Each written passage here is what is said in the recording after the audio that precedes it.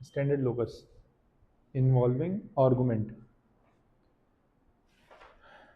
तो ये important topic है, इसको समझने की कोशिश करते हैं। तो इसको समझने से पहले माय क्वेश्चन इज कि लेट्स से अगर ऐसे लिखा हुआ है z2 माइनस z1, तो ये कॉम्प्लेक्स नंबर है। z2 minus z1 is complex number. तो इसको अगर मुझे वेक्टर फॉर्म में रिप्रेजेंट करना है आर्गेंट प्लेन पे, तो कैसे रिप्रेजेंट करेंगे?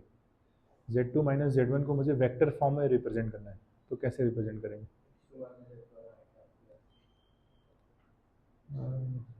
नहीं, ग्राफिकली मैं पूछ रहा हूँ।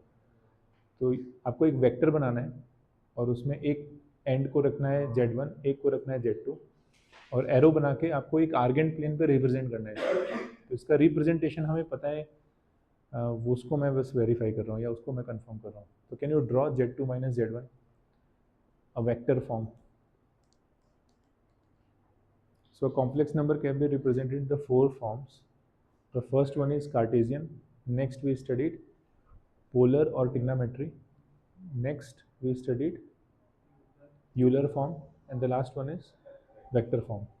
तो इसका वेक्टर बना के दिखाइए z2 माइनस z1। तो बेसिकली बहुत सिंपल सा है। तो ऐसे एक यहाँ पे ले लो z1, मान लो यहाँ पे ले लिया z2, तो ये हो गया ये ऐसे करके, ठीक है। और किसी ने अगर ऐसे किया है, ये z1 है, ये z2 है, तो ये फिर ऐसे होगा, ठीक है। z2 माइनस z1 मतलब फाइनल माइनस इनिशियल। तो z2 माइनस z1, तो this is final minus initial, या फिर हेड माइनस टेल, ऐसा कर सकते हो। तो अगर ये z2 माइनस z1 है तो एरो किसकी तरफ होगा? z2 की तरफ। बस ये ध्यान में रखना है, ठीक है। जैसे मान लो ये z है, कॉम्प्लेक्स नंबर कोई ये, तो इसको ऐसे रिप्रेजेंट करते हैं ना। अगर सिंपली z है ओरिजिन से, ये z माइनस ज़ीरो, ज़ीरो मतलब ओरिजिन। तो z2 माइनस z1 मतलब जो वेक्टर का एरो होगा वो टुवर्ड्स z2 होगा, ऐसा, ठीक है। और भी एक दो क्वेश्चन का और भी आंसर दो। जैसे मान लो कि अगर आपको इसका जो कॉन्जुगेट है उसको ड्रॉ करना है आर्गेंट प्लेन पे, इसका कॉन्जुगेट क्या होगा? z2 माइनस z1 बार। इसके कॉन्जुगेट को अगर आपको आर्गेंट प्लेन पे ड्रॉ करना है तो कैसे ड्रॉ करोगे? हाँ, मिरर इमेज, ये पता है ना सबको। मतलब यहाँ पे एक लाइन ड्रॉ कर दो एक्स एक्सिस के पैरेलल, और इसकी मिरर इमेज ले लो ये। तो दिस इज लाइक, ये जो वेक्टर है, this vector represents z2 minus z1 बार, जिसको आप ऐसे भी कर सकते हो z2 बार माइनस, ये जो बार होता है वो डिस्ट्रीब्यूटिव होता है ना। Bar is distributive over addition, over subtraction, over multiplication and over division. Bar is distributive. तो ऐसे कर सकते हैं, मतलब एंगल सेम ही रहेगा। जैसे मान लो अगर ये थीटा है तो ये कितना होगा? ये माइनस थीटा, मैग्नीट्यूड सेम ही रहेगा, बट ये इसका। और ये मैं आपको थोड़ा रिमाइंड कराता हूँ ऐसे कैसे आता है। जैसे मान लो ये जेड है, कुछ होगा ये 3 और 2, तो 3 प्लस 2i, ऐसे करके। और इसकी अगर मैं मिरर इमेज बनाता हूँ एक्स एक्सिस के अबाउट, तो मुझे क्या मिलेगा? 3 माइनस 2i। तो इसका जो कॉन्जुगेट होता है वो एक्स एक्सिस के अबाउट इसकी मिरर इमेज होता है ना। तो let's say if this is vector z, this is vector z bar. ये हमने किया था ना पहले। अगर मुझे एक्स एक्सिस के अबाउट रिफ्लेक्शन लेना है इसका, तो ये देखो थोड़ा थोड़ा रिवीजन तो करना पड़ेगा, नहीं तो ये भूल जाएंगी चीज़ें। तो जेड का रिफ्लेक्शन लेना है एक्स एक्सिस के अबाउट, तो दिस इज 3 माइनस 2i। हमने इसको किस हेडिंग में के अंडर में पढ़ा था? हमने जब कॉन्जुगेट स्टडी किया था। तो कॉन्जुगेट को कैसे हम आर्गेंट प्लेन पे ड्रॉ करते हैं? तो अगर ये जेड है तो ये इसका कॉन्जुगेट है, और अगर आप वेक्टर के फॉर्म में ड्रॉ करोगे तो इसी का ये मिरर इमेज होता है, ऐसे इसका कॉन्जुगेट, ठीक है। ये सारी चीज़ें क्लियर हैं, छोटी छोटी चीज़ें। तो अभी हम आते हैं इस पर, स्टैंडर्ड लोकस। ज्योमेट्रिकल मीनिंग अगर हमें पता है ना तो बहुत आसानी से क्वेश्चन होता है। ज्योमेट्रिकल मीनिंग नहीं पता है तो फिर दूसरा जो तरीका होता है क्वेश्चन सॉल्व करने का वो होता है एल्जेब्रिक मेथड। एल्जेब्रिक मेथड क्या होता है? वहाँ पे आपको मानना पड़ेगा z1 is equal to x1 plus i y one, z2 is equal to x2 plus i y two. फिर ये सारी वैल्यूज़ आप वहाँ पे रखोगे, मल्टीप्लाई करोगे, कॉन्जुगेट से मल्टीप्लाई करोगे, मतलब अच्छा खासा वो कई सारे स्टेप्स में हो जाएगा। और अगर ज्योमेट्री पता है तो मे भी कुछ आप ज्योमेट्री के लॉज लगा दो या वहाँ पे थ्योरम्स लगा दो, जल्दी से हो जाएगा, फिर immediately you will get the answer.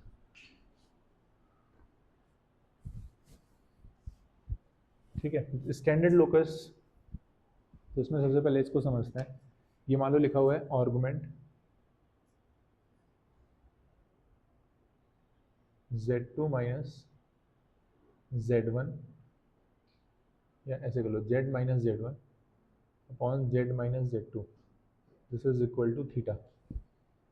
z minus z1 upon z minus z2 is equal to theta, ऐसे लिखा हुआ है। तो इसका क्या मतलब है, z minus z1 upon z minus z2 is equal to theta. तो इस पर थोड़ा सोचते हैं। तो कैन यू थिंक ये आर्गेंट प्लेन पे कैसा दिखता होगा ये इक्वेशन। अगर इस इक्वेशन को मैं आर्गेंट प्लेन पे ड्रॉ करूँ तो ये कैसे दिखता होगा। Think for a while and tell me. हाँ, तो मैंने एक यहाँ पे हिंट बताया था कि यहाँ पे लॉग की प्रॉपर्टी वर्क करती है। आर्गुमेंट की प्रॉपर्टी अगर आप ये आपको याद करनी है तो उसका शॉर्टकट है कि आप लॉग की प्रॉपर्टी, जैसे लॉग ए अपॉन बी क्या होता है, log a minus log b. तो इसको आप लिख सकते हो argument z minus z1 minus argument z minus z2 is equal to theta, ऐसे करके।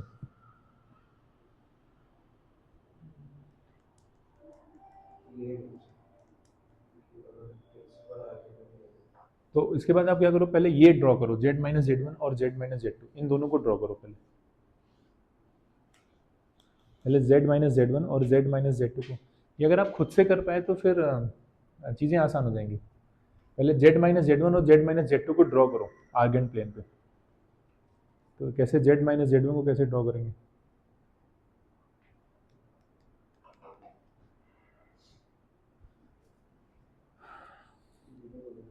तो देखो ऐसे कर लो, मैं बता देता हूँ, ये वाला बता देता हूँ। ऐसे कर लो, ये हो गया z2 और ये हो गया z1 और ये हो गया z, ठीक है। इसको देखो, ये हो गया z माइनस z1, इसका वेक्टर की डायरेक्शन किधर होगी, इधर होगी ना, z की तरफ। इसमें वेक्टर की डायरेक्शन इधर होगी। Anyways, this is z minus z1 and this is z minus z2। इसको इधर ले लेते हैं थोड़ा, z2 ऐसे करके, ठीक है। अभी देखो इसको ध्यान से समझना, फिर बाकी सारी चीज़ें समझ में आएंगी। ये जो z माइनस z1 है, z माइनस z1, इसका जो आर्गुमेंट है, आर्गुमेंट बेसिकली x एक्सेस से मेजर करते हैं एंटी क्लॉकवाइज डायरेक्शन में। तो इसका जो आर्गुमेंट है इसको हम ले लेते हैं अल्फा, ठीक है। और इसका जो आर्गुमेंट है ये हम ले लेते हैं बीटा, और ये जो इनके बीच का एंगल है इसको हम ले लेते हैं थीटा, क्योंकि z माइनस z1 और z माइनस z2 इनके बीच का ही एंगल है ये थीटा। और इसको अभी हम प्रूव भी करते हैं। तो हाँ, इसको आप क्या करो, इसको एक्सटेंड करो, इस ट्रायंगल को एक्सटेंड करो और इसको भी एक्सटेंड करो। ये बताओ ये एंगल कौन सा होगा, हाँ ये कौन सा एंगल होगा, अल्फा, और ये कौन सा होगा, बीटा। तो बताओ अल्फा बीटा और थीटा में क्या रिलेशन है, alpha is equal to theta plus beta. तो can I say that alpha minus beta is equal to theta. अच्छा ये नहीं समझ में आएगा, एक्सटीरियर प्रॉपर्टी, अच्छा ये नहीं पता एक्सटीरियर प्रॉपर्टी, तो एक्सटीरियर प्रॉपर्टी बता देते हैं। तो ये मान लो अल्फा है, ये मान लो बीटा है और ये मान लो थीटा है। तो इस ट्रायंगल के तीनों एंगल का सम कितना होगा, और इसको मान लो गामा। इस ट्रायंगल के तीनों एंगल का सम कितना होगा, theta plus beta plus gamma is equal to 180, ऐसा कह सकता हूँ ना मैं। और अल्फा प्लस गामा कितना होगा, ये 180 होगा ना। तो theta plus beta plus gamma is equal to alpha plus gamma, gamma gamma cancel, तो alpha is equal to theta plus beta हो गया ना। तो ये जो एक्सटर्नल एंगल होता है इस this is equal to the sum of internal angle. Internal angles में इसको छोड़ देना, इसके नेक्स्ट वाले को छोड़ देना, सम ऑफ इंटरनल एंगल्स, ये एक्सटीरियर एंगल प्रॉपर्टी होती है। और इसको जाने बिना 10th क्लियर नहीं किया था, अब ये कैसे किया हमने, 10th को क्लियर कर लिया और ये नहीं जाने, या फिर जानते थे भूल गए ऐसा। हाँ तो भूल गया होगा, लेकिन इसको जाने बिना फिर 10th क्लियर नहीं की जाएगा।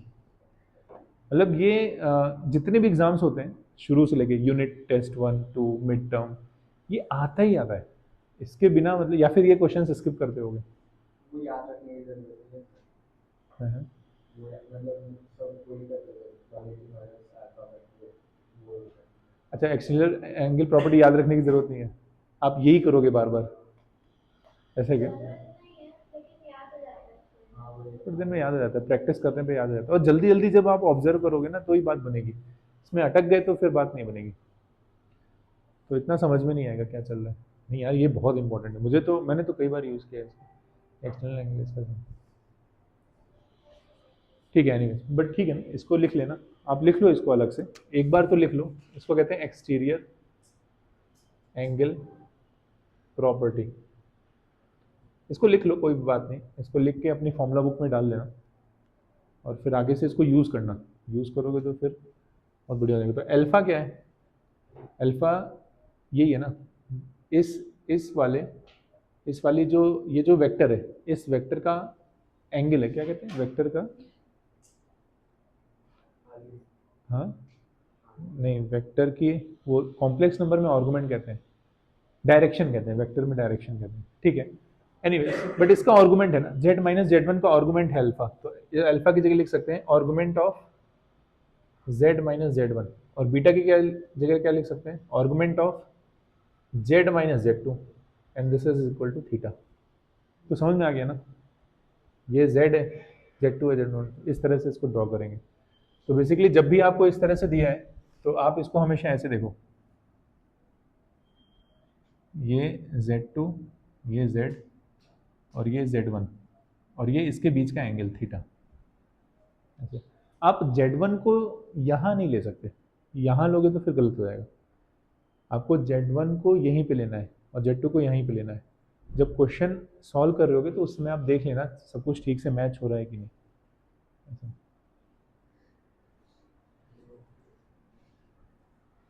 ये क्लियर है इतना? अब देखो इसको क्या कर सकते हैं, अगर हमें इस Z का लोकस चाहिए तो Z1 और Z2 तो फिक्स्ड पॉइंट है, Z1 और Z2 ये कैसे हैं? फिक्स्ड पॉइंट, मतलब ये हिलने वाले नहीं है, हिलेगा कौन? Z, क्योंकि इसी का लोकस चाहिए ना। तो अगर Z यहाँ पर आ गया, मान लो Z यहाँ पे, तो ये एंगल भी थीटा होना चाहिए ना, करेक्ट, क्योंकि हमारा स्टेटमेंट ये है। तो Z की पोजीशन चेंज होती चली जाएगी, ठीक है, Z की पोजीशन चेंज करो, Z1 Z2 मत चेंज करो, सिर्फ Z की पोजीशन चेंज करो, और आर्गुमेंट Z माइनस Z1 और Z माइनस Z2 कितना आना चाहिए? थीटा। इसका क्या मतलब है वो हमने समझ लिया, इसका मतलब है कि Z माइनस Z1 और Z माइनस Z2 के बीच का एंगल, इस वाले LHS का मतलब क्या हुआ? Angle between Z minus Z1 and Z minus Z2, इसका मतलब समझ लिया। तो फिर से मैंने एक दूसरा जेड ड्रॉ किया, अच्छा एक तीसरा जेड और ड्रॉ करते हैं, यहाँ पे कहीं और ड्रॉ करते हैं। यस, क्या आपको समझ में आ गया? इसका लोकस क्या होगा? इसका जेड का जो लोकस होगा, सॉरी ये गड़बड़ हो गया मेरे से, तो अभी मैं फिर से बनाता हूँ, लेकिन समझ तो गई ना। Semi circle, not semi circle, we can say major axis, नहीं major arc, we can say major arc, we can say major arc, ये लाइक दिस, ये सर्किल का, ये मान लो माइनर आर्क है, ठीक है, सर्किल बना ही देते हैं, ये सर्किल है, और यहाँ पर दिस इज Z2, और यहाँ पर दिस इज Z1। अब यहाँ से जितने भी एंगल बनाओगे यहाँ पे, क्या सारे सेम होंगे? हाँ, सही है ना, लेकिन ये ऐसे भी तो हो सकता था ना, ऐसे, ये माइनर भी तो हो सकता था ना, माइनर, नहीं मैंने, हम इसको मेजर ही क्यों कह रहे हैं, माइनर आर क्यों नहीं कह रहे? नहीं, माइनस में नहीं चलाता, डिपेंड करता है, अगर ये जो थीटा है, कोई बताएगा इसके? हाँ बताओ, ये मतलब हम अभी हमने जो कंक्लूड किया कि जो जेड का लोकस होगा वो मेजर आर्क होगा, हम माइनर क्यों नहीं कह सकते? माइनर आर्क भी तो हो सकता है ना। सर फिर वो प्रिंसिपल आर्ग्यूमेंट बड़ा हो जाएगा।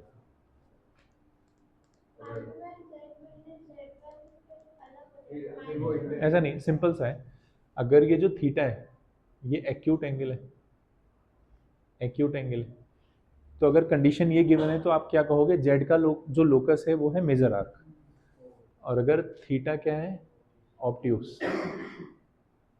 ऑब्ट्यूस एंगल, तो locus of z is minor arc. Understood ना? तो इसको लिख लो, ये लिख लो, ये लिख लो। अगर तो locus of z is major arc, और ये इसमें लिख लेना locus of z is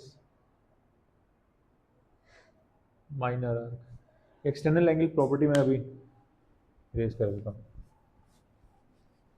but इसका जो आंसर आएगा ना वो कभी ये नहीं आएगा कि इसका जो लोकस है वो एक सर्किल है।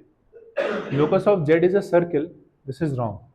लोकस ऑफ जेड इज इधर मेजर आर्क और minor arc, locus of z is circle, ऐसा आप नहीं कहोगे।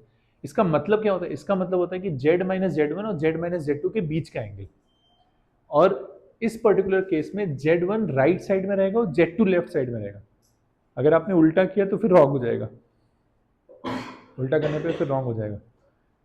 यहाँ अगर माइनस थीटा कर दो तो फिर जेड वन यहाँ आ जाएगा, जेड टू यहाँ आ जाएगा, तो ये आपको समझना पड़ेगा।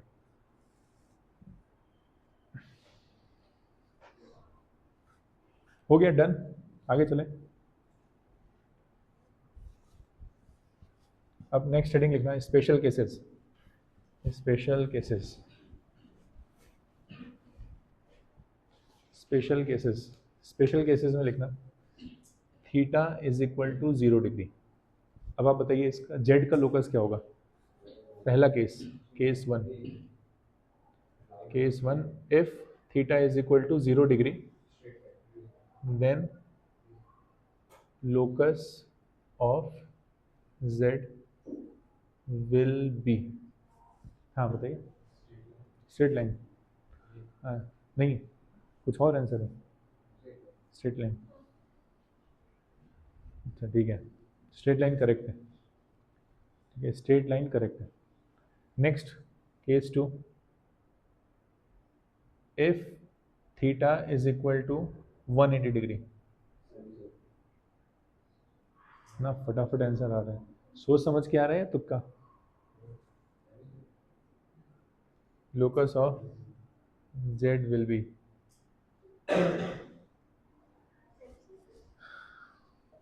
नहीं सेमी सर्किल नहीं,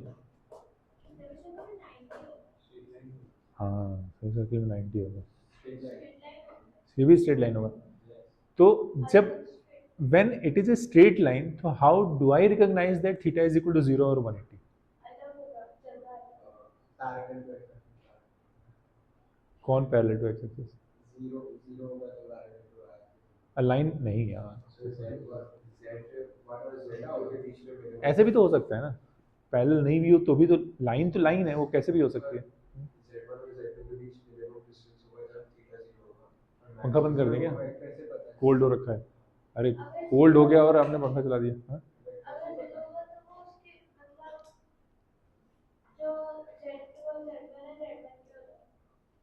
अच्छा जीरो, जीरो होगा तो वो साइड में होगा, जेड वन जेड टू के बीच में नहीं होगा, और आप कह रहे हो 180 होगा तो वो बीच में होगा। सर वो वेक्टर से पता चलेगा।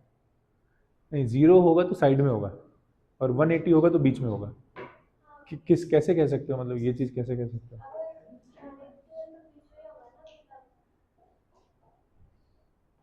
हाँ तो शी इज राइट, वो सही कह रही है, ऐसे पहचानेंगे। तो देखो क्या क्या उसका खत्म भी हो गया, उसने उसने उसने कह के खत्म भी कर दिया। तो ऐसे देखो, ये Z1 है, ये Z2 है, ठीक है, और Z1 और Z2 के बीच का एंगल 0 है। तो Z1 और Z2 के एंगल, दो लाइन के बीच का एंगल 0 होता है। जैसे मान लो ये दो पैरेलल लाइंस हैं, तो इन लाइन के बीच का एंगल कितना है? 0।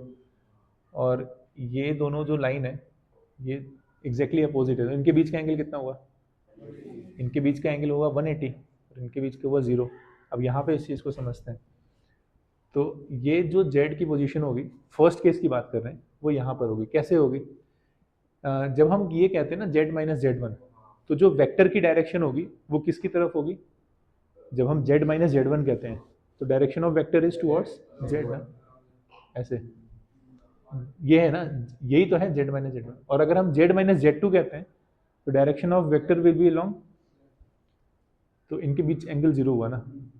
और अगर हमने Z1 और ये Z2 और मान लो Z बीच में, तो अभी बताओ Z1 और Z माइनस Z, अगर Z माइनस Z1 कहेंगे तो वेक्टर की डायरेक्शन किधर होगी? Z की तरफ। और Z माइनस Z2 कहेंगे तो वेक्टर की डायरेक्शन किधर होगी? वो भी Z की तरफ होगी। तो ये 180 डिग्री हुआ ना, ये नहीं समझा? आपको पहले तो ये समझना होगा कि Z माइनस Z1 का मतलब क्या होता है, इसको हम रिप्रेजेंट कैसे करते हैं। मतलब how do we represent Z minus Z1 on the Argand plane. ये अभी हमने थोड़ी देर पहले डिस्कशन किया था। इसमें से किसी को कोई डाउट है तो पूछो, मैं फिर से इसको एक्सप्लेन करता हूँ। आपको तो समझा, पूरा समझा? तो when ever theta is 0 and theta is 180, तो it is always gonna be straight line. बल्कि कुछ स्पेसिफाई कर सकते हैं, जैसे आप अगर थीटा इज इक्वल टू 0 है तो locus of Z will be a रे, आप इसको रे कह सकते हो। और इसको क्या कह सकते हैं? Locus of Z will be ray bar line segment, will be line segment. ये सेगमेंट ही तो है लाइन से, Z1 और Z2 के बीच का एक लाइन सेगमेंट ही तो है, लाइन सेगमेंट। पूरा करो इसको, लाइन सेगमेंट, हाँ, between Z1 and Z2, line segment between Z1 and Z2। इसको अच्छे से समझना जरूरी है। और इसको समझने के लिए आपको ये पता होना चाहिए कि Z माइनस Z1 का ज्योमेट्रिकल मीनिंग क्या है, ऐसा तो समझ में आएगा।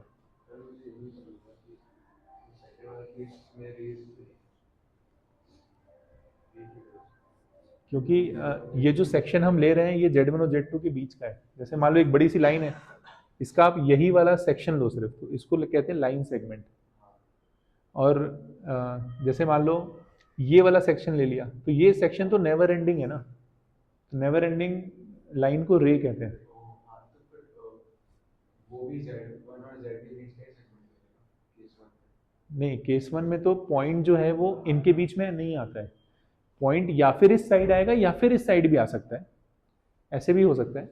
जो जेड का लोकस है, मान लो ये Z1 है, ये Z2 है, तो जेड यहाँ भी हो सकता है, एक किसी एक तरफ होगा, लेकिन जो ये जेड का लोकस है इनके बीच में नहीं आएगा।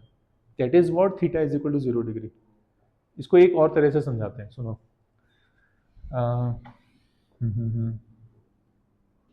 जैसे हमने कैसे ऐसे डायग्राम बनाया था ना, ये Z2 है, ये Z1 है, और ये थीटा है, ये Z है। अब इनके बीच का एंगल 0 कैसे कर सकते हो? इसको उठा करके यहाँ पे रख दो, तभी तो इसके बीच का एंगल 0 होगा। अगर ये उठा करके यहाँ पे रख दोगे, जो फाइनल आउटपुट आएगा, Z तो यहीं पे रहा और Z1 यहीं पे रहा, आपने इसको रोटेट करके इसके ऊपर रख दिया ना, तो Z2 यहाँ पर आ गया। तो Z देखो Z1 और Z2 के बीच में नहीं आएगा। अब आप कह सकते हो कि नहीं, मैं इसको अगर घुमा के रख दूँ तो Z1 यहाँ आ जाएगा। अब कोई कह सकता है कि अगर यही बड़ा होता तो, मान लो Z2 बड़ा होता तब, तो इसको घुमाओगे तो Z1 Z Z1 Z2 ये वाला सीक्वेंस हो जाएगा। लेकिन Z जो है कभी बीच में नहीं आएगा, ऐसा। Theta, if theta is equal to 0 degree तो Z कभी बीच में नहीं आएगा। If theta is equal to 180 degree तो Z हमेशा बीच में आएगा। है दोनों लाइन ही, बट इसको हम स्पेशल नेम दे सकते हैं रे, because it's never ending. It's one end of Z1 and Z2, either that end or this end. But when theta is equal to 180 degrees, so it is between Z1 and Z2 on the line segment connecting Z1 and Z2. Yeah, in between Z1 and Z2. ये clear है? ठीक है, ये clear है। तो फिर एक case 3 लेते हैं। तो केस 3 गेस करो क्या है केस 3? हाँ, केस 3 है, if theta is equal to 90 degree, अगर थीटा 90 डिग्री है तो सेमी सर्कल, यस, तो आपने सबने ज्योमेट्री में पढ़ा है, जो सेमी सर्किल में बना एंगल होता है वो क्या, हाँ नहीं सर्किल कैसे, दैट इज माइनस थीटा, और थीटा नहीं 90 में ऑप्टियूज एक्यूट क्या होता है, हाँ नीचे नहीं डाल सकते, वो भी मैं दिखाता हूँ क्यों। ये अच्छा क्वेश्चन है, इसको समझो, नहीं तो इधर ही क्वेश्चन में वो फंसाते हैं। मैं इसको क्लियर करता हूँ, इसको ऊपर ही क्यों रखेंगे, और या फिर मैं ऐसा भी कह सकता हूँ इसको नीचे ही रखेंगे, ऐसा भी कह सकता हूँ। तो मैं उसको क्लियर करता हूँ, देखो अभी ध्यान से। तो यहाँ पे दो केसेस हैं, एक तो +90 और फिर -90, या ऐसे कह लो प्लस माइनस π/2, दोनों है। पहले π/2 का केस लेते हैं, फिर -π/2 का केस लेते हैं, और इसको समझना बहुत जरूरी है। देखो कैसे,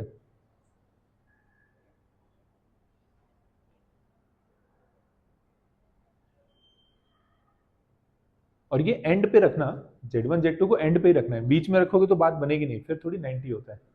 मतलब जेड इसमें Z1 और Z2 ये एंड ऑफ द डायामीटर है, ठीक है। ये मैंने लिया Z2 और ये मैंने लिया Z1, ठीक है। और इसको समझ लो ये रियल एक्सेस है, और ये कोई तो इमेजिनरी एक्सेस है, इमेजिनरी एक्सेस इधर कहीं है, इसको रियल एक्सेस समझो, ठीक है। This is real access. Real access क्यों ले रहे हैं, इस चीज़ को समझने के लिए, हालांकि ये कुछ भी हो सकता है, ये ऐसे भी हो सकता है, बट इसको हम रियल एक्सेस ले रहे हैं। अब ये कितना होगा, क्या ये 90 होगा, और अगर मैं यही z को यहाँ पे ले लेता तो भी क्या आंसर 90 आता, यानी कि जो z का लोकस होगा वो होगा सेमी सर्कल। क्वेश्चन ये आता है ऊपर होगा या नीचे होगा, वो हमें समझना है। तो देखो ये जो है ना, ये स्टेटमेंट ये z माइनस Z1, यानी ये आर्गुमेंट, इसका आर्गुमेंट माइनस इसका argument, that is equal to 90। इसका मतलब ये होता है ना, लॉग की प्रॉपर्टी फॉलो करते हैं, इसका आर्गुमेंट माइनस इसका आर्गुमेंट इज इक्वल टू 90। अभी बताओ z माइनस Z1 का आर्गुमेंट बड़ा है या z माइनस Z2 का आर्गुमेंट, Z1 का ना। तो अगर आपने Z1 को राइट में रखा है और Z2 को लेफ्ट में रखा है तो angle has to be like this.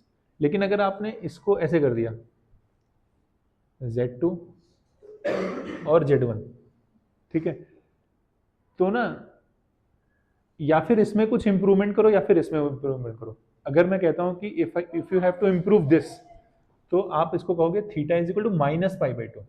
लेकिन अगर आप यहाँ पे इंप्रूवमेंट करेक्शन नहीं लाना चाहते तो इसमें करेक्शन क्या करेंगे हम, हाँ इसमें करेंगे argument z minus Z2 upon argument नहीं upon z minus Z1 is equal to theta. Understood ना। अभी देखो इसमें -π/2 क्यों हो गया, क्योंकि आर्गुमेंट z माइनस Z1, तो z माइनस Z, ये तो एंगल छोटा है ना, छोटे में से अगर बड़ा एंगल माइनस करोगे तो निगेटिव आंसर आएगा ना। तो या फिर आप इसको -π/2 कहो, या फिर आप ये वाले सेमी सर्कल की बात करो इस पर्टिकुलर केस में। ये क्लियर है, इसको मैं फिर से बताऊं, सबको क्लियर नहीं हो रहा ये वाली चीज़, और ये नहीं क्लियर होगा तो फिर न्यूमेरिकल सॉल्व नहीं। आपको क्लियर है, आपको क्लियर है, बाकी आपको क्लियर नहीं है, हाँ ठीक है। तो फिर से मैं इसको बता दूँ, ठीक है। तो जिनका क्लियर है they can solve the next question, but जिनका क्लियर नहीं है वो सुनना है इसको, नहीं तो फिर एक दो क्वेश्चन हो जाएंगे लेकिन सारे क्वेश्चंस नहीं होंगे। तो मैं फिर से बताता हूँ, इसको ध्यान से सुनिए। सबसे पहले इस पूरी चीज़ में जो समझना है हमें वो ये कि अगर इस तरह से कुछ लिखा हुआ है Z1 माइनस Z2, तो इसको मैं आर्गेंट प्लेन पे कैसे ड्रॉ करूँगा, इसको मैं आर्गेंट प्लेन पे ऐसे ड्रॉ करूँगा। ये Z1 है, ये Z2 है, और जो वेक्टर की डायरेक्शन होगी वो किसकी तरफ होगी, Z1 की तरफ, ऐसे, ठीक है। सबसे पहले तो ये चीज़ समझना है कि इसको हम रिप्रेजेंट कैसे करते हैं। फिर हम आएंगे इस पे, argument z minus Z1 upon z minus Z2 is equal to theta, और थीटा कितना है यहाँ पर, थीटा है π/2। तो हमने कहा कि जो z, अरे पार्थ आपको समझ गया ये पूरी चीज़, दिखाओ कितना लिखा आपने, सब कुछ लिखा है, सेमी सर्कल, वो सब ड्रॉ नहीं किया ना, कुछ बनेगी नहीं बात, उसको ड्रॉ करो, पूरा कंप्लीट करो। वो जो मैंने ड्रॉ किया था उसमें Z2 Z1 की स्पेशल पोजीशन थी। फ्यूचर में अगर यहाँ पे कंसेप्ट बिगड़ा तो you will never able to recover it. आप हमेशा उसको क्या करोगे, कैसे भी करके, अच्छा ये नहीं था ये था, अच्छा अच्छा करके फिर आगे आगे निकाल दोगे। You will never able to understand it. वो क्यों नहीं ड्रॉ किया, वो पूरा सेमी सर्कल मैंने ड्रॉ किया था। व्हाइट बोर्ड पे जो भी है, it is compulsory to write, ठीक है, और लिखने के पहले रूल ये होना चाहिए कि समझेंगे नहीं तो लिखेंगे नहीं, ऐसा रूल बना लो ऐसा, और समझ गए तो फिर लिखो, ड्रॉ करो इसको। हाँ, ये गलत ड्रॉ कर दिया ना, बस खत्म, ये गलत ड्रॉ कर दिया आपने। आपने तो कहा था ऑप्शन, आपने समझा है, समझने के बाद गलत क्यों ड्रॉ किया? बीच उच वो देखो, लॉजिक भी गलत है। समझो, पहले चीज़ों को समझो, इतना जल्दी क्या है? नहीं आया तो नहीं आया, हम समझेंगे ना चीज़ों को। समझ, नहीं तो टाइम वेस्ट हो जाएगा। समझ लो, फिजिक्स में और मैथमेटिक्स में, अभी आजकल तो केमिस्ट्री में भी, अगर जेई की बात करें उसमें, जब तक चीज़ें समझी नहीं है तो कितनी भी मेहनत कर लो मार्क्स नहीं आएंगे। लेकिन चीज़ें समझ ली तो फिर जो मेहनत करोगे वो कैटलिस्ट की तरह काम करेगा, भर भर के मार्क्स आएंगे। नहीं इम्पोर्टेंट, ठीक है। तो हमने कहा कि जो इसका लोकस होगा वो एक सेमी सर्किल होगा, ऐसे करके। क्यों? क्योंकि सेमी सर्किल में जो बना एंगल होता है वो 90 डिग्री होता है ना, और हमें पता है कि इस स्टेटमेंट से हमें ये पता है कि z माइनस जेड वन और z माइनस जेड टू के बीच का जो एंगल है वो कितना है? z माइनस जेड वन और z माइनस जेड टू के बीच का एंगल है वो कितना है? वो पाई बाई टू है। इसका मतलब एक एंगल बड़ा है, दूसरा एंगल छोटा है, और उसमें क्योंकि इसको आप ऐसे लिख सकते हो ना, argument z minus z one minus argument z minus z two is equal to pi by two. तो ये वाला बड़ा है, ये वाला छोटा है, तो आंसर पाई बाई टू आ गया। अगर यहाँ पे मैंने माइनस पाई बाई टू लिखा होता तो इसका मतलब क्या होता? ये छोटा है, ये बड़ा है, तभी तो आंसर निगेटिव आ रहा है। तो अभी मान लो पहले पाई बाई टू से हम बात करते हैं, तो इसमें बड़ा एंगल कौन सा है? जेड माइनस जेड वन का ना। तो पहले जेड माइनस जेड वन को ड्रॉ करते हैं, ये जेड हो गया, और जेड वन कौन होगा और जेड टू कौन होगा? जेड वन ये होगा, ये जेड वन होगा, क्योंकि ये देखो ये एंगल बड़ा है ना, ये इसका आर्गुमेंट बड़ा है ना, जेड माइनस जेड वन का आर्गुमेंट बड़ा है ना, और जेड माइनस जेड टू का आर्गुमेंट छोटा है। आपने अदर वे राउंड किया था। क्यों किया? क्योंकि आपके अकॉर्डिंग कुछ भी लिख दो, एक जेड वन एक जेड टू, ये था कंसेप्ट। ऐसा नहीं है, क्योंकि इसी पे वो फंसाएंगे। अगर ये कंसेप्ट क्लियर नहीं है, फिर भी अगर आपको क्वेश्चन सही करना है तो फिर आपको एल्जेब्रिक मेथड से जाना पड़ेगा, और उसमें 2 क्वेश्चन का टाइम और लग जाएगा। ऐसा, तो ये Z1 है, ये Z2 है, और ये 90 है। लेकिन यही अगर स्टेटमेंट ऐसे गिवन होता, argument Z minus z one upon Z minus z two is equal to minus pi by two, अगर स्टेटमेंट ऐसे गिवन होता तो Z माइनस जेड वन का आर्गुमेंट छोटा है, Z माइनस इसका छोटा है और इसका आर्गुमेंट बड़ा है, तो छोटा तो इसका है ना, तो इसको Z1 कर दो और इसको Z2 कर दो। अब देखो z माइनस जेड वन का आर्गुमेंट छोटा है ना, और z माइनस जेड टू का आर्गुमेंट बड़ा है, छोटे में से बड़ा माइनस करोगे तो नेगेटिव आंसर आएगा ना, और पाई बाई टू आ रहा है, पाई बाई टू होने से has to be a semi circle. ऐसा अंडरस्टूड? अभी ठीक है, अभी समझा? या इसमें कुछ और भी बोलता है? ये आई बिलीव अभी ये क्लियर हो गया होगा। तो कुछ क्वेश्चंस करते हैं, उसके थ्रू हम समझने की कोशिश करते हैं। अभी तनिष आपको समझा, इसको ड्रॉ कर लेना, प्लीज ड्रॉ इट। मैं तो कहूँगा कि पाई बाई टू का अलग ड्रॉ करना, pi minus pi by to का अलग ड्रॉ करना, ठीक है। ये जो डायग्राम है ये माइनस पाई बाई टू का है, और अगर ऐसे लिखा है argument z minus z one on z minus z two is equal to pi by two, तो इसका जो डायग्राम होगा,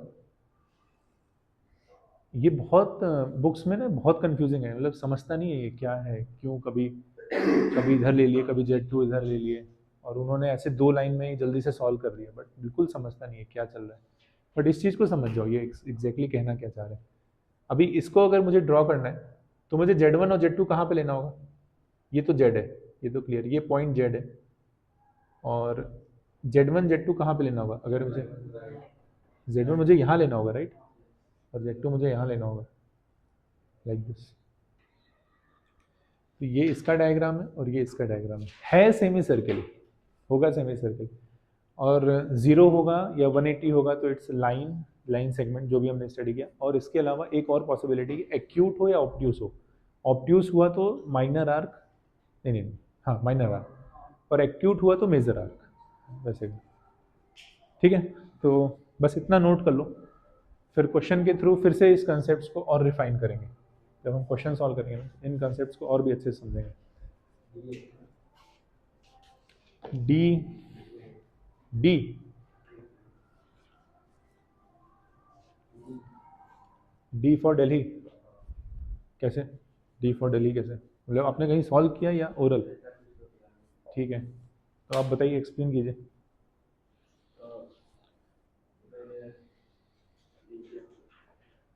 ठीक है, एक्सप्लेन कर दो, सॉल्व नहीं किया तो कोई बात नहीं।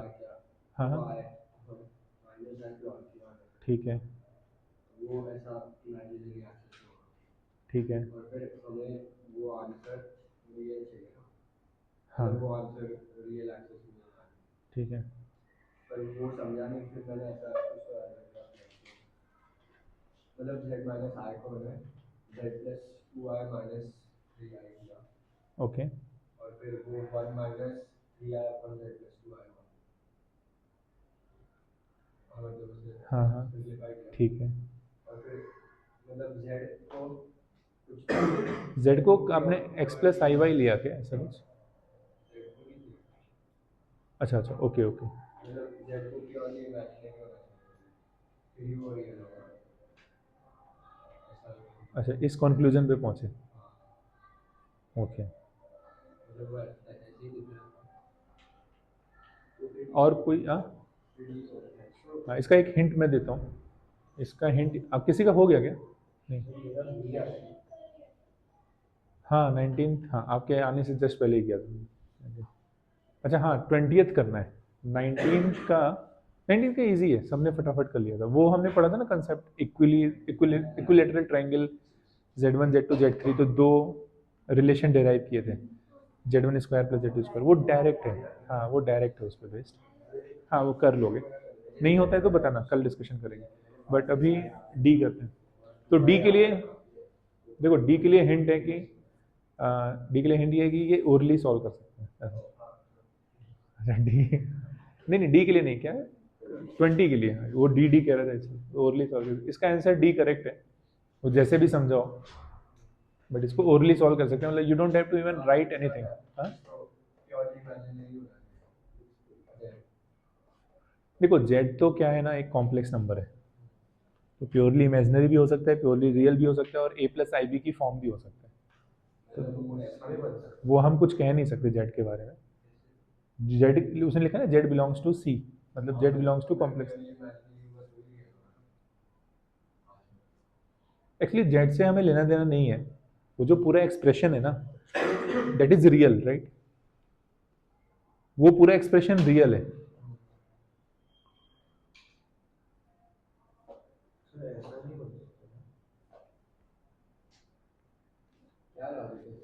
लॉजिक यही है कि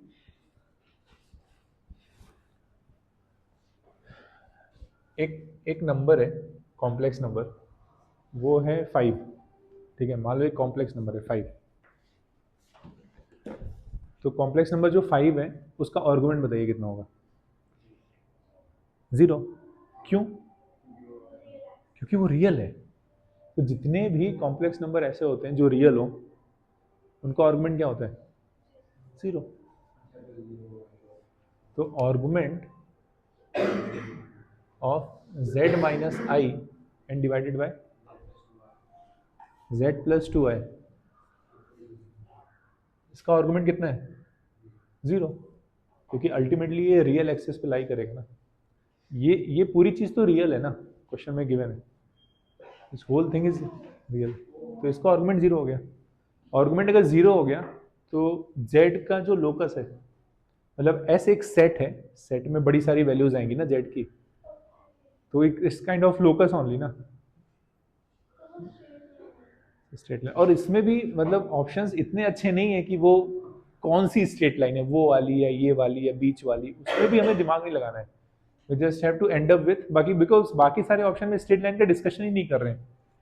अगर वो करते तो फिर हम इसको प्लॉट भी करते, इसको हम प्लॉट वगैरह कुछ करते, बट इसका आर्गुमेंट तो 0 है। लेकिन आपने भी वो सही पकड़ा शायद, अगर थोड़ा बहुत ड्रॉ किया होगा।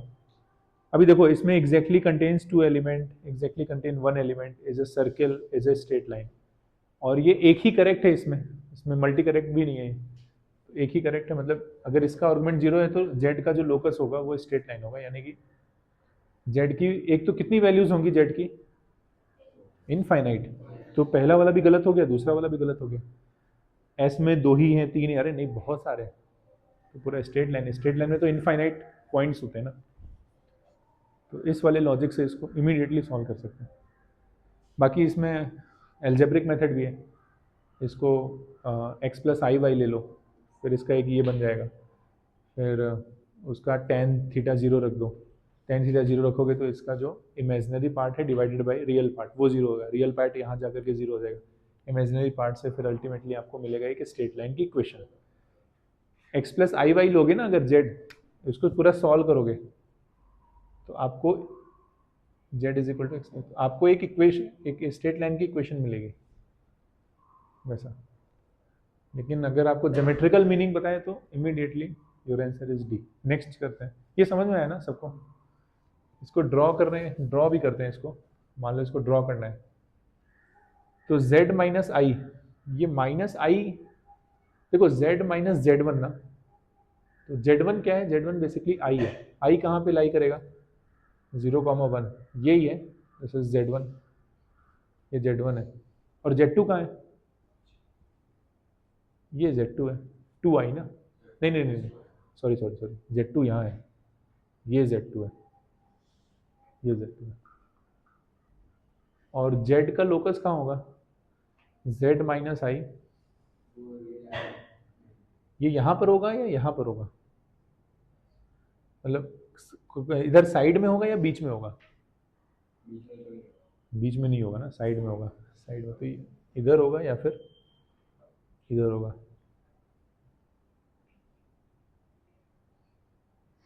किधर भी कर लो। तो ये है जेड का locus, it's a line only.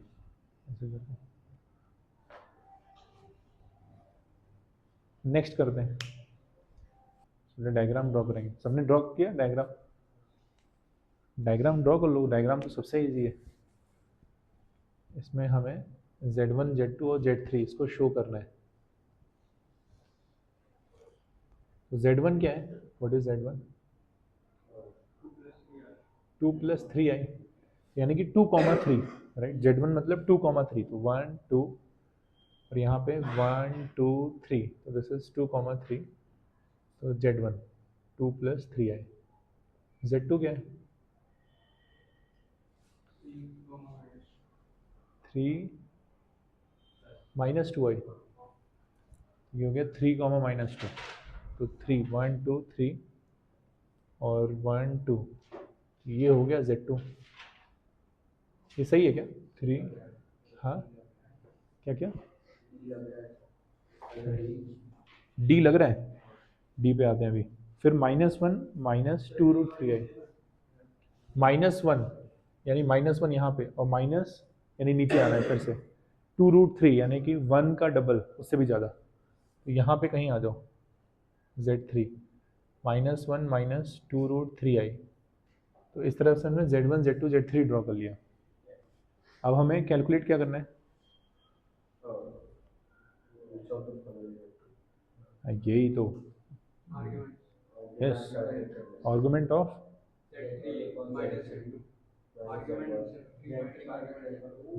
यही ऑब्जर्व करना है। Observation will bring the ideas. Observation ये है कि चाहे वो ऑप्शन ए हो, चाहे वो बी हो, चाहे वो सी हो, चाहे वो डी हो, सब में आपको एक ही चीज़ कैलकुलेट करना है। What is that, argument. It's z3/z2, सब में एक ही चीज़ है। एमसीक्यू है ना, तो एमसीक्यू में ऑप्शंस पे भी जाना चाहिए। सब में एक ही चीज़ कैलकुलेट करना है, मतलब फोकस हमें बस इधर ही करना है, फोकस इधर उधर नहीं, z3/z2 इधर ही रहना है हमें। तो z3/z2, अच्छा z3 अकेला मतलब क्या होता है, ओरिजिन से ना, अगर z3 अकेला है, जैसे ये z3 माइनस समथिंग होना चाहिए ना, तो समथिंग मतलब क्या है, कुछ नहीं है तो 0 है, 0 तो ओरिजिन है, तो z3 को इससे कनेक्ट, और Z2 को भी कनेक्ट कर लिया और Z1 को भी कनेक्ट ही कर लिया। बी नहीं हो सकता। बी क्यों नहीं हो सकता? तो व्हाट इज Z3? बट अच्छा ये बताओ, ये क्या चीज़ है in diagram? What is this thing Z3? वो लाइन है कि तो उसका हाँ हाँ, ये एंगल है ना, ये एंगल है। अरे सही तो है, यही तो एंगल है वो। ये ऐसे कर लो ना, -z, ऐसे कर लो। और z जो है वो ओरिजिन है, या Z0, ऐसे कर लो जो भी। तो Z3 - Z0, तो यही तो है, ये z कर लो, z मतलब ओरिजिन। तो Z3 - Z0, नहीं ये, और Z minus Z2 - Z, Z2 - Z। तो आप कह रहे हो कि ये एंगल और ये एंगल इक्वल नहीं होंगे, क्योंकि जो बी ऑप्शन है, B option is all about argument, क्या था आर्गुमेंट? Z2/Z1। तो आर्गुमेंट Z2,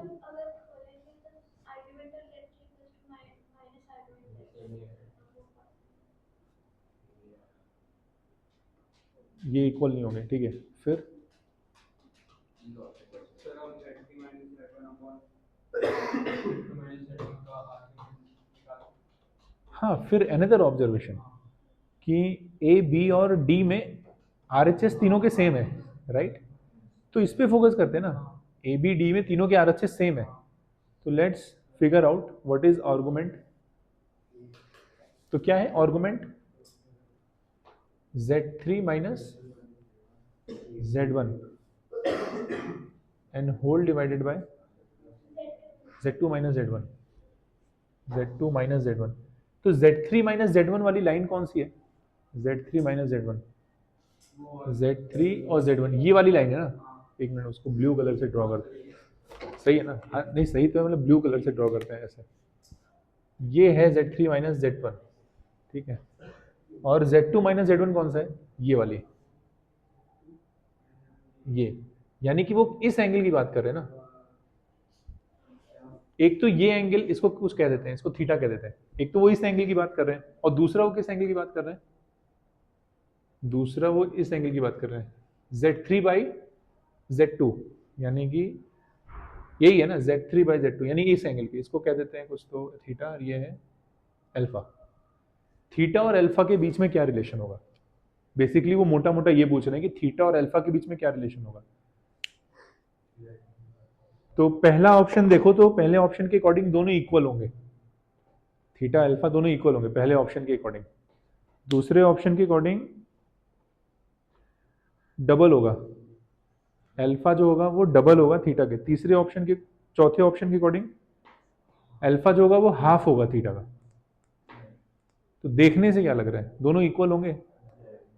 देखने से डबल लग रहे हैं। तो लेकिन कॉन्फिडेंस नहीं आ रहा है ना, टेक्निकली हम डबल है। हाँ नहीं, मतलब देखने से तो लग रहा है ना। देखो देखो, ये जो हमने ड्रॉ किया है, ये तो हमने रैंडम ड्रॉ नहीं किया, हमने सब एस्टिमेशन, थोड़ा मोटा मोटा एस्टिमेशन लेके ड्रॉ किया है। तो देखने से तो लग रहा है ना कि अल्फा हाफ तो नहीं हो सकता, इक्वल भी नहीं लग रहा है, डबल ही लग रहा है। तो इस ऑप्शन पे आप टिक करके आगे बढ़ सकते हो।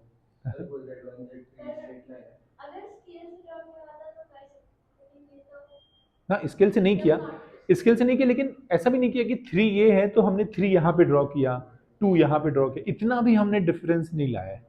मतलब मोटा मोटा जो है वो, इसलिए ये एंगल एग्जैक्टली डबल नहीं, अगर आप मेजर करोगे नहीं आएगा, लेकिन मोटा मोटा देखने में तो आएगा, राइट?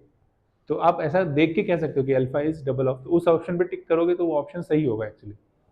अल्फा, ये जो एंगल है वो डबल है इसका, लेकिन टेक्निकली साउंड नहीं है। अगर एग्जाम में हो और थोड़ा बहुत रिस्क लेना चाहते हो तो ठीक है, ये करके आगे निकल सकते हो, क्योंकि आपने ये सब कुछ बिल्कुल अच्छे से प्लॉट किया है, मोटा मोटा अच्छे से प्लॉट किया है, और आपने ये समझ लिया कि थीटा क्या है, अल्फा क्या है, ऐसा कर सकते हो। बट लेकिन इसमें एक चैलेंज और आ सकता है, अगर इस वाले एंगल को बीटा मानो ना, तो ऑप्शन बी में आप थोड़ा फंस सकते हो, क्योंकि अल्फा बीटा इक्वल हो गए तो। अच्छा बी को नहीं हो सकता, वो क्लियर हो गया क्या? अच्छा वो तो ऑड मैन आउट लग रहा है, तो मतलब कैट कैट में क्या होता है ना, रीजनिंग चाहिए होता है, तो कैट के रीजनिंग यूज करके आप उसको सॉल्व कर सकते हो।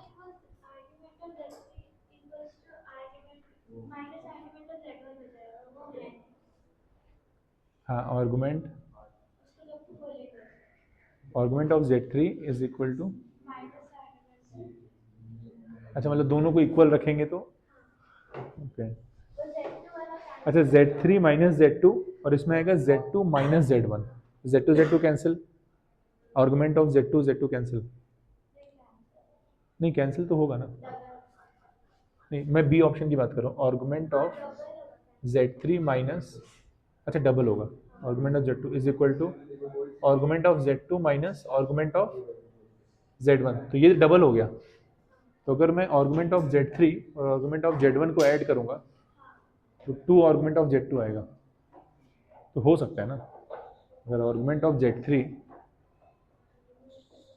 आर्गुमेंट ऑफ Z3 क्या है कैलकुलेट करो, अरे क्यों क्यों डिस्ट्रैक्ट हो रहे हो, तो उसको वहां रखो ही मत, उसको बैग में रखो बस, अब नहीं गिरेगा, सिंपल है ना, ये चीज़ भी बतानी है कि उसको कहाँ रखना है। गणेश हेल्प करो पार्ट में, उसको रखना क्या है बताना। ये हो सकता है ना, ये argument of Z3 plus argument of Z2, मतलब अगर आपने कैलकुलेट नहीं किया तो गैस के बेसिस पे तो नहीं बता सकते, तो यहाँ पे एक कंफ्यूजन हो सकता है कि आप हम ऑप्शन, मतलब इतना क्लियर है, या फिर ऑप्शन बी सही हो सकता है या फिर ऑप्शन सी सही हो सकता है, ज़्यादा पॉसिबिलिटी बी या सी की है। ठीक है, इसमें आप एक काम करो, आप क्या करो, मतलब ये थोड़ा सोचने वाली बात है। हाँ हो गया, स्ट्रेट लाइन है, क्या स्ट्रेट लाइन है, Z1 Z3 स्ट्रेट लाइन है, हाँ वो तो है ही, वो तो कुछ भी स्ट्रेट लाइन है, ये भी स्ट्रेट लाइन है, ये भी हाँ ठीक है, नहीं वो ये कह रहा है कि Z3 Z1 एक स्ट्रेट लाइन है, तो हम मैंने वही कहा, हाँ ये तो स्ट्रेट लाइन है राइट, ये भी स्ट्रेट, ये अरे नहीं बाबा, ये नहीं नहीं, नहीं ये बिल्कुल स्ट्रेट लाइन है, ये अलग स्ट्रेट लाइन है, ये अलग स्ट्रेट लाइन है यार, नहीं नहीं, अगर उनका आर्गुमेंट सेम होगा तो स्ट्रेट लाइन नहीं होगी, आर्गुमेंट बताओ कितना है, मतलब दोनों का सेम होगा, सेम आ रहा है, आर्गुमेंट नहीं मॉड, वो क्या करते हैं, हाँ मॉड मॉड मॉड मतलब होता है मैग्नीट्यूड, अगर वो सेम आता नहीं नहीं नहीं उससे जरूरी नहीं, आर्गुमेंट आर्गुमेंट से स्ट्रेट लाइन हो सकती है, लेकिन आप कह रहे हो मॉड कितना आ रहा है, √13 आ रहा है, किसका मॉड, Z1 का मॉड, अच्छा Z1 का और Z3 का मॉड सेम आ रहा है, ऐसे कह रहे हो क्या, Z1 और Z3 का मॉड सेम, नहीं नहीं एंगल का नहीं है, बस उनका मॉड सेम है, और Z2 का मॉड कितना है, Z2 का मॉड बताओ कितना आ रहा है, Z2 का मॉड कितना आ रहा है,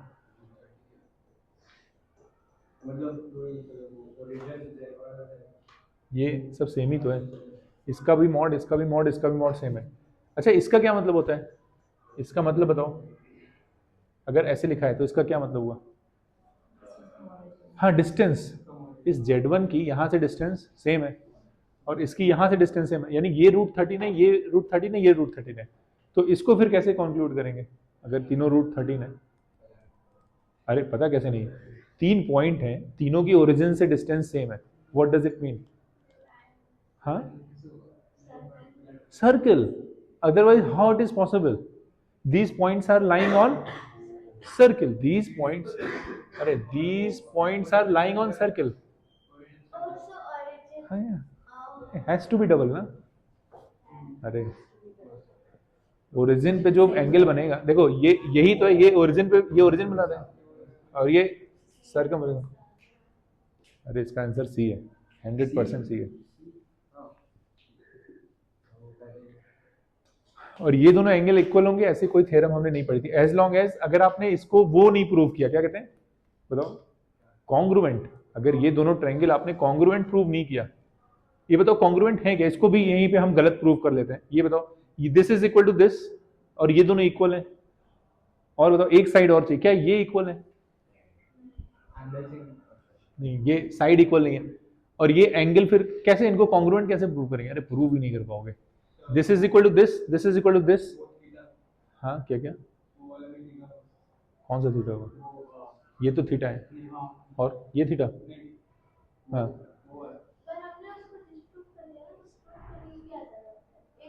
हाँ एक ही ऑप्शन में, हाँ वो भी ठीक है, मालूम मल्टी करेक्ट होता तो हम सर्कल बनाने के बाद बी क्यू देखेंगे। हाँ ये भी बात है, सर्किल बनाने के बाद वी क्यू देखेंगे, मत देखो फिर, आगे बढ़ो। सही बात है, मतलब एग्जाम में बैठे हैं तो फिर थोड़ी देखेंगे, यहाँ तो ऐसे ही डिस्कशन कर रहे हैं कि अगर ये मल्टी करेक्ट वाले में आ गया तो क्या करेंगे, आपको पता होना चाहिए कि ये ऑप्शन गलत क्यों है, ऐसा मल्टी करेक्ट में आ गया तो क्या करेंगे वैसा। तो जब तक उस पर कॉन्फिडेंस नहीं आएगा कि भाई ये गलत क्यों है, तो इसलिए देख रहे थे, तो इसको कॉन्ग्रुएंट प्रूव करो, कैसे प्रूव कर सकते हो बताओ। तनिष कुछ बता रहे थे थीटा, अरे वो कौन कौन थीटा है, इधर आ जाओ। हाँ Z2, हाँ Z2 का ये एंगल क्या, ये एंगल, ये तो बीटा है, ये एंगल, अच्छा ये थीटा कैसे होगा, ये थीटा होगा क्या, थीटा नहीं होगा,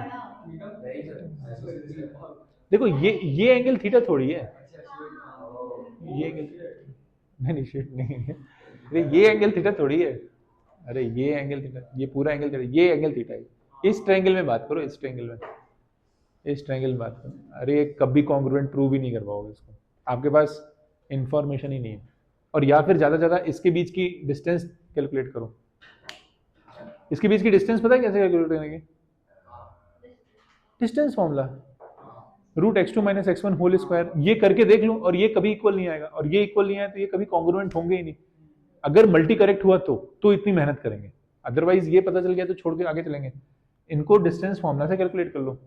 ये देखो ये कौन सा पॉइंट है, ये है -1, -2 √3, ये कौन सा पॉइंट है 3, -2, इनके बीच की डिस्टेंस तो कैलकुलेट कर लो, ये दिस इज 2 का, बट जब तक मल्टी करेक्ट होगा और आपको क्लैरिटी नहीं है ऑप्शन, देखो A, D, C, D ये तीनों तो एक ही तरह के ऑप्शन है ना, तो इसलिए इन तीनों को तो इजीली सॉल्व कर सकते हैं, बट उसमें क्लैरिटी नहीं तो कर सकते, बट ठीक है ये सिंगल करेक्ट है। नेक्स्ट क्वेश्चन करते हैं, इट्स 6:27, तो एक क्वेश्चन और कर सकते हैं इस पर,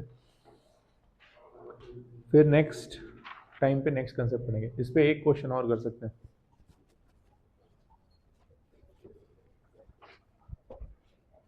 ये कर लो, बिल्कुल कॉन्फिडेंस बढ़ जाएगा इस क्वेश्चन को करने के बाद। ये सिंपल इतना तो हम कर ही सकते हैं ना, देखो हमारे पास ऐसे गया है, ये गया है Z-1/Z+1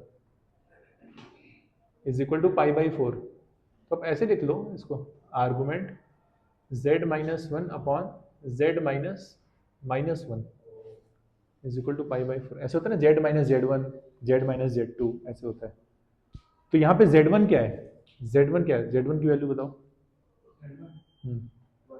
1 है, और Z2 क्या है, -1 + 0y ऐसे भी कह सकते हो, मतलब समझने के लिए, वैसे ये सब करने की जरूरत नहीं है, लेकिन नहीं समझ में आया तो Z1 को सबसे पहले ड्रॉ करते हैं, तो 1, तो ये Z1 है, और Z2 को ड्रॉ करते हैं तो ये Z2 है, और Z कहाँ ले, यहाँ पे ले लेते हैं कोई पॉइंट Z, तो ये ऐसे कनेक्ट कर दो, लेकिन क्वेश्चन ये है कि ये सही लिया है कि गलत लिया है, ये कहीं मुझे ये Z नीचे तो नहीं लेना चाहिए था, ये बस सोच के बताओ, ये Z मुझे नीचे तो नहीं लेना चाहिए था, या फिर कहीं भी ले सकते हैं, हाँ कहीं भी ले सकते हैं, अच्छा यहाँ पे बताओ इसका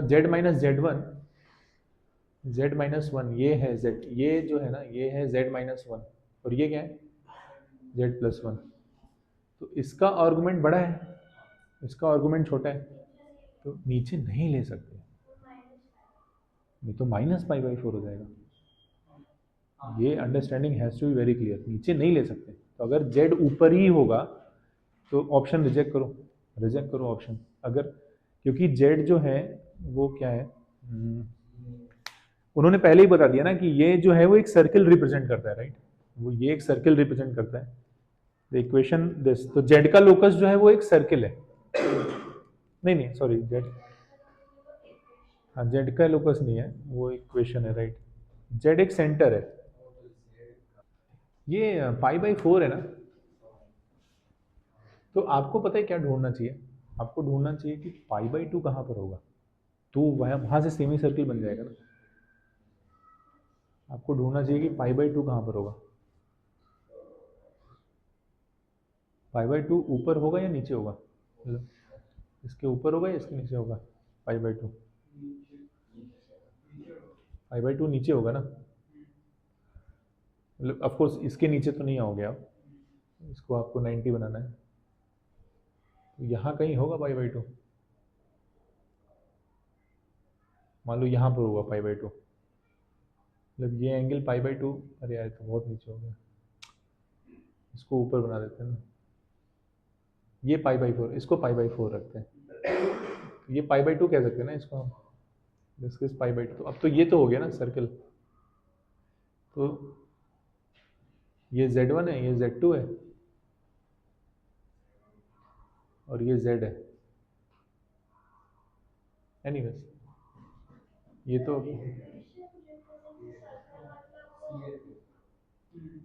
हाँ क्या इक्वेशन रिप्रेजेंट अ सर्कल, ये पाई बाई टू हुआ, ये पाई बाई टू, और ये Z हुआ, this is Z, Z minus Z1 किया, Z माइनस Z2, ये Z हुआ, ठीक है। Of course this is Z plus one, this is Z minus one. अभी और सोचो इसको कैसे सॉल्व करेंगे। इक्वेशन ऑफ आर्गुमेंट कैसे? इक्वेशन ऑफ आर्गुमेंट नहीं, ऐसा कुछ नहीं है इक्वेशन ऑफ,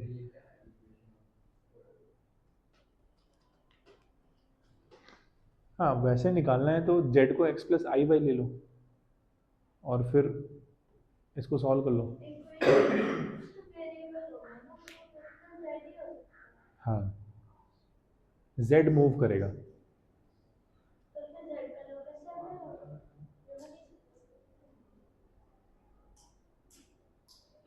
लेकिन Z का लोकस सर्किल क्यों नहीं हो सकता। नहीं नहीं सर्किल नहीं, it can be a major arc. हाँ तो सर्किल मतलब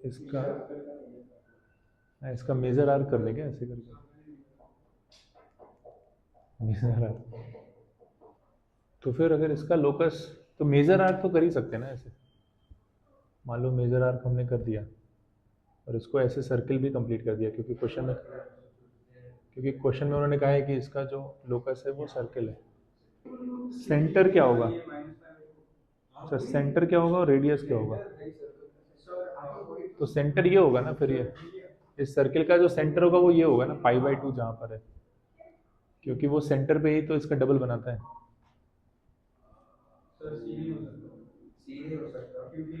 देखो ये इसका लोकस, हाँ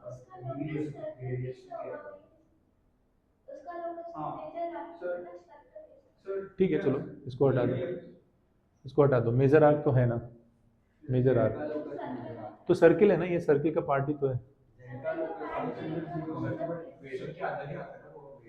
मेजर सर्किल का पार्ट है ना मेजर आर्क, तो चलो मेजर आर्क उसका कर लिया ना। हाँ अरे जेई का क्वेश्चन है, सही सही कैसे है, बी कैसे, सेंटर ओरिजिन होगा, तो रेडियस रूट टू ही आएगा। क्यों अगर zero to one distance one ही होगा ना, हाँ तो रूट टू ही हो सकता है उसका रेडियस। और यहाँ पे दिया है centre at 0,0 radius root two, और तो 0,0 नहीं, वो तो अरे सेंटर 0,0 तो बिल्कुल नहीं होगा, क्योंकि सेंटर तो ये होगा ना, ऊपर ही होगा इसके, ये Z है, ये पाई बाई फोर बनाता है, तो यहाँ पर आ जाओ जहाँ पाई बाई टू बनाता है, मतलब ये वो होता है ना सर्किल का यही कंसेप्ट होता है ना। ए और सी रिजेक्ट है, हाँ 0,-1 सेंटर तो हटा ही दो और सी हटा ही दो, वो तो रिजेक्टेड है। बी और डी में से कुछ हो सकता है, क्योंकि रेडियस टू नहीं आएगा, हाँ रूट टू ही आएगा। अरे तू ये अच्छा बी और डी में सेंटर सेम है ना, तो रेडियस आपको कंपेयर करना पड़ेगा, रेडियस क्यों, हाँ? क्यों,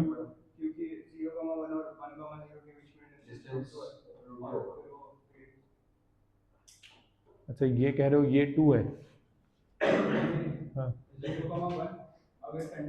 हाँ 0,1 सेंटर है, अच्छा अच्छा 0,1 सेंटर है, ओह ओके ओके या फिर हमारे पास यही ऑप्शन बचा ना 0,1, तो 0,1 सेंटर है। 1 और 0,1 और 1,0 के बीच का डिस्टेंस रूट 2 होगा। अच्छा इस 1,0, अच्छा इसके बीच का डिस्टेंस √2 होगा।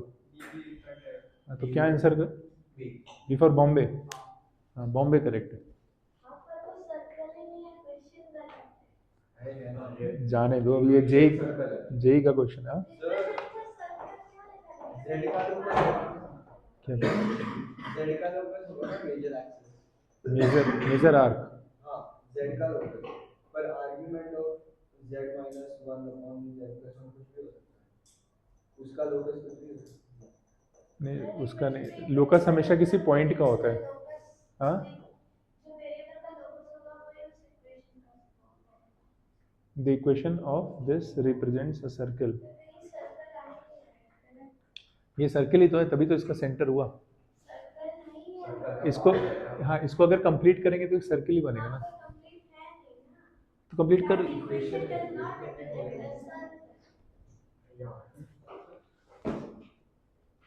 अच्छा ये एंगल कितना आएगा, ये वाला, ये पता है कितना आएगा? ये अगर 90 है सेंटर पे, तो ये 270 हुआ ना, तो 270 का हाफ ये हुआ। अरे नहीं, ये जो एंगल आएगा ये -π/2 नहीं आएगा, ये 135 आएगा। This angle is 135 major arc पे।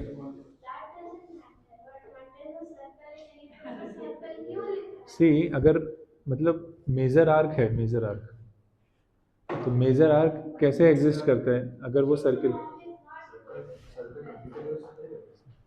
ये सर्किल है, वो लैंग्वेज यूज कर रहे हैं, और ये मेजर आर्क है, ये मेजर आर्क है। तो ये मेजर आर्क अगर है, तो इसको कंप्लीट करोगे तो जो सर्किल बनेगा उसका ये सेंटर है ना, ऐसा। अच्छा वो पढ़ा है क्या आपने, स्फेरिकल मिरर पढ़ा है क्या chapter, spherical mirror? Spherical mirror नहीं पढ़ा, तो उसमें एक डिफिनीशन आती है concave convex, convex mirror concave mirror. तो कॉन्वेक्स मिरर क्या होता है, तो कॉन्वेक्स मिरर ऐसे होता है, नहीं नहीं ये हाँ यही कॉन्वेक्स है, ये कॉन्वेक्स है, ठीक है। कॉन्वेक्स मिरर तो it's a part of a circle, ऐसे कहते हैं ना, part of A sphere, not circle, it's a part of A sphere, it's a part. But इस पार्ट को अगर कंप्लीट करोगे तो एक सर्किल बनेगा और उसका सेंटर भी होगा, और इसी सेंटर को कहते हैं सेंटर ऑफ कर्वेचर। हाँ अरे देख लेते हैं ये शायद रुक जाओ, वैसे 6:46 हो गया है, in case you need to go, but belongs to, रुक जाओ क्वेश्चन क्या है।